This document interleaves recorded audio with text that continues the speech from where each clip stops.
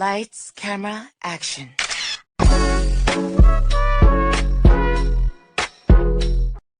हे guys, welcome back to my channel.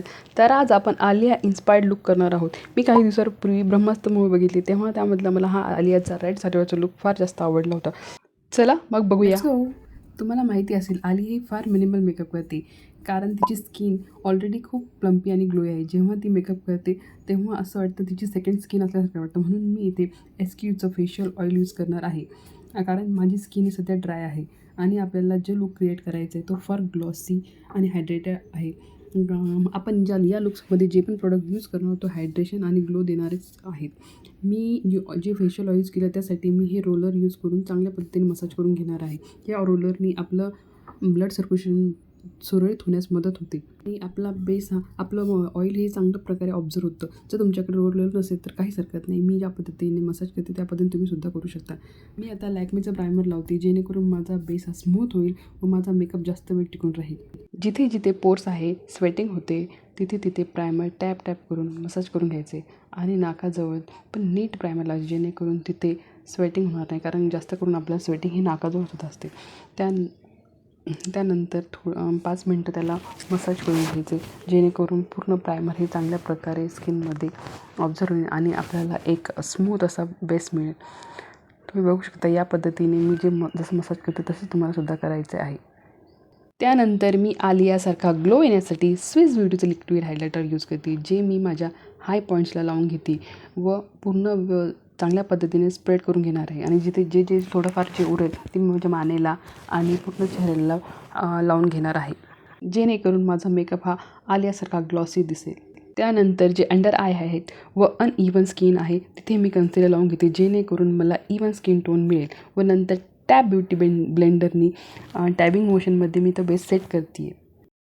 Tab beauty ब्लेंडरनी टॅबिंग मोशनमध्ये माझा base set करून घेणार आहे. ब्लेंडर एवढं ओलं नको जेणेकरून त्यामधून एवढं पाणी नाही येईल. आणि मी माझं त्या टॅब ब्लेंडरने माझा बेस सेट करून घेणार आहे. आणि आता मी थोड्याशा प्रमाणात इथे फाउंडेशन यूज करते आणि माझा बेस कंप्लीट करते. नेहमीप्रमाणे मला माझं लिक्विड ब्लश न मिळाल्याने मी इथे एक मेबलिनची लिपस्टिक यूज करते, जेणेकरून मला आलिया भटसारखा ब्रॉन्झ शिमरी लुक मिळेल. त्यानंतर मी माझा बेस लॉक करते आहे. माझं फेवरेट लॅक्मे 95चं कॉम्पॅक्ट. मी जास्त कॉम्पॅक्ट यूज करणार नाही आहे, कारण मला एक ग्लॉसी लुक क्रिएट करायचं. त्यानंतर मी माझ्या आय मॅजिकच्या पॅलेटमधनं माझं लिक्विड ब्लश नीट सेट करणार व त्याच पॅलेटमधनं ब्राउन्झर यूज करणार. इथे आपण कॉन्टोर करणार नाही आहोत, कारण आलियाचा ब्रॉन्झ शॅडो लुक दिसतो आहे, फेस स्ट्रक्चर दिसत नाही आहे, त्यामुळे आपण इथे कॉन्टोर करणार नाही आहोत. मी हे सगळं एकच ब्रशने लावते आहे. मानेला व फोरहेडला एक जस्ट शॅडो क्रिएट करते आहे.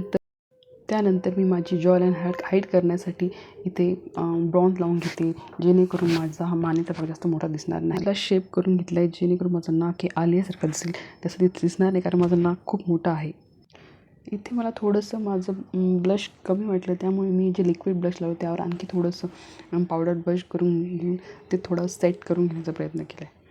आता मी इथे वेट अँड वाईल्डचे आयब्रो किट यूज करून घेते आहे आणि मला इथे जास्त शार्प लुक नको आहे. आलियाचे आयब्रोज हे फार थिक आणि शॉर्ट आहे, त्यामुळे मलाही तसा शेप हवा आहे. यामध्ये आलियाचा मेकअप हा फार लाईट आहे, फार मिनिमल आहे, थोडासा पिंक अँड ब्राऊन शेडमध्ये आहे, म्हणून मी ते थोडासा ब्राऊन्स आणि पिंक शेड देण्याचा प्रयत्न केलेला आहे. इथे मी फिटमीचं कन्सिलर करून घेणार आहे व माझा आय बेस सेट करते, जेणेकरून कुठलीही हार्श लाईन दिसणार नाही व माझा आय मेकअप छान दिसेल.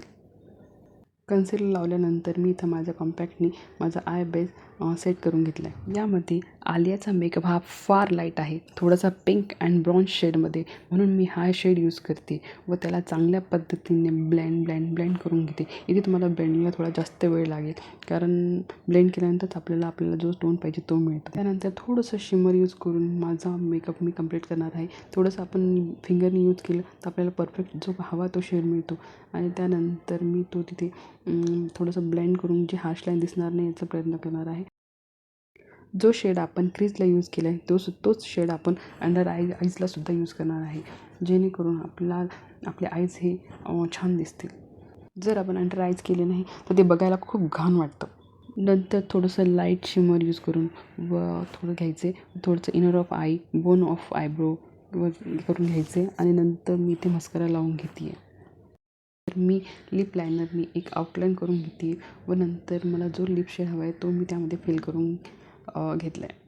थोडासा मिळता जुळता शेड आहे, परफेक्टली शेड मला मिळाला नसल्यामुळे मी हा शेड यूज केला. तर मी माझ्या ह्या जॅकलिन हिलच्या आयशॅडो पॅलेटमधनं एक ब्लॅक कलरचा आयशॅडो घेऊन एक लायनर क्रिएट करण्याचा प्रयत्न केला आहे व त्यानंतर मी इथे लॅशेस लावून थोडासा ब्लॅक आयशॅडो त्यावर स्मज करून घेतला. इथे आपण लायनर लावणार नाही आहोत कारण ह्या लुकमध्ये आलियाने सुद्धा लायनर यूज केलेलं आहे. आपण सुद्धा यामध्ये आयलायनर यूज करणार नाही आहोत आणि मी थोडंसं स्मज करून एक आयलायनरसारखा इफेक्ट देण्याचा प्रयत्न करते. So here we go, that's it. हे माझं लॅशेस लावून माझं लुक कंप्लीट झालेलं आहे, तुम्ही बघू शकता. आलिया लुक कसा आवडला? एक्झॅक्टली मॅच नसेल झालेला कदाचित, पण मी थोडंसं ट्राय करण्याचा प्रयत्न केला आहे. जर तुम्हाला माझा हा लुक आवडला असेल तर प्लीज लाईक आणि सबस्क्राईब करायला विसरू नका. आणि जर तुम्हाला माझ्याकडनं आणखी एखादा लुक बघायचा असेल तर प्लीज कमेंटमध्ये मला कमेंट करून सांगू शकता, मी तो करण्याचा प्रयत्न करेन. Thank you, bye.